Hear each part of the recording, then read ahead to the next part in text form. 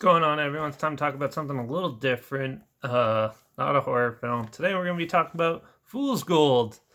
This is a romantic comedy, I guess you say, adventure film. Um, s- uh, yeah, Fool's Gold was released by Warner Brothers February 8th, 2008. Starring Matthew McConaughey and Kate Hudson, and it was produced by Wink Mardot and James R. Dyer.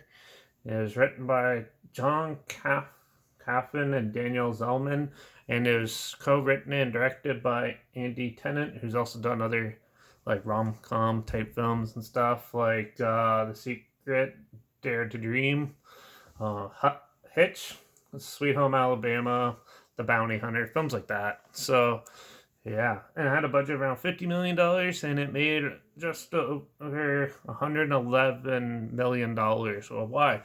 So yeah, Fool's Gold is, like I said, a rom com treasure hunt type film. Matthew McConaughey and Kate Hudson play a divorced couple who just so happen to be in the Keys. Matthew McConaughey's character is a treasure hunter, and he hears about this treasure lost at sea, and he wants to go find it. And so he goes out, and it just so happens the people that he's trying to list the help with is played by Donald Sutherland, is a rich guy who uh, Kate Hudson's character works for, and then they cross paths and they start to like reminisce on the past a bit and work on their relationship a bit, trying to get along to find the treasure. And with the help of Donald Sutherland's character, who's a millionaire, and yeah, and they also have his daughter on the ship, who's not the brightest, the dumb 20-year-old basically daughter who messes everything up all the time. Also, part of Matthew McConaughey's character's past is he messed with some thugs, tried to get them to fund something, didn't pay him back and stuff. So they're out to get him, and one of them is played by Kevin Hart and a couple other guys. They don't really have a big role in this film though. But there are some amusing moments and stuff with them as well. But overall, this film is a fun little adventure. Pretty funny for the most part. It does have long periods of not very much going on, and sort of lingers a little too long on some scenes and stuff like that. But it is a fun time for the most part. The acting's pretty decent, but like I said, the film is pretty dull and slower, and quite a bit of scenes drag on too long a bit, and things takes a while for it to get moving, but when it does, it gets pretty entertaining and amusing. There's some cool explosions and stuff like that, and mishaps and stuff like that are really amusing, especially near the end. And overall, it is a decent, fun um little adventure, and definitely an enjoyable watch for the most part.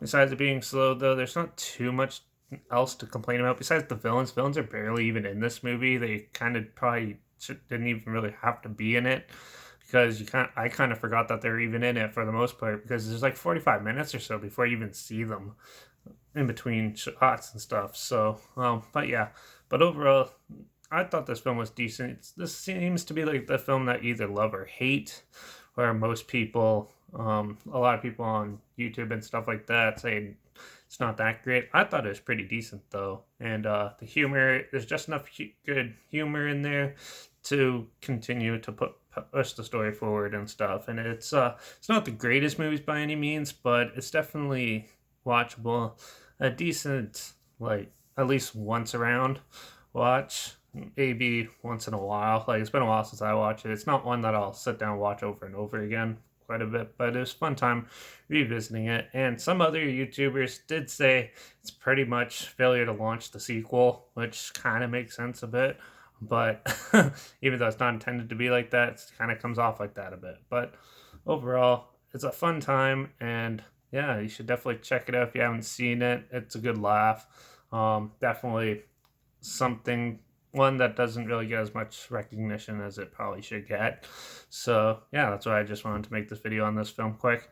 Yeah, So Fool's Gold is a fun time, little slow, but overall enjoyable. So yeah, I'm gonna give this one 3.5 out of 5. Um, so if you can find Fool's Gold anywhere, check it out if you haven't seen it. It's pretty amusing, and it's definitely not the greatest comedy ever, but it's still a fun time. So yeah, you'll definitely have at least a fun little enjoyable experience out of it. So check it out. Trailers linked down below like always. My Instagram's always linked down below as well, where I post clips of films I'm going to review in the future on my story. So make sure you follow me there. I had the title and a hashtag somewhere in the video clip for fun, so you can find it or guess what I'm watching, or if you're just curious, make sure you follow me on Instagram to stay in the loop. Also, I do post the subgenre of film it is in the video clip as well, so you're aware if it's something you're not interested in or something like that. All that's there. So yeah, just stay in the loop. Follow me on Instagram.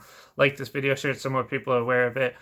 Comment down below if you've seen this. Let me know your opinions. I'd love to hear what you thought of it. And also, if you have any other films, any films at all, any genre at all that you want to hear my opinions on, comment those down below as well. Try my hardest to get them as soon as I can.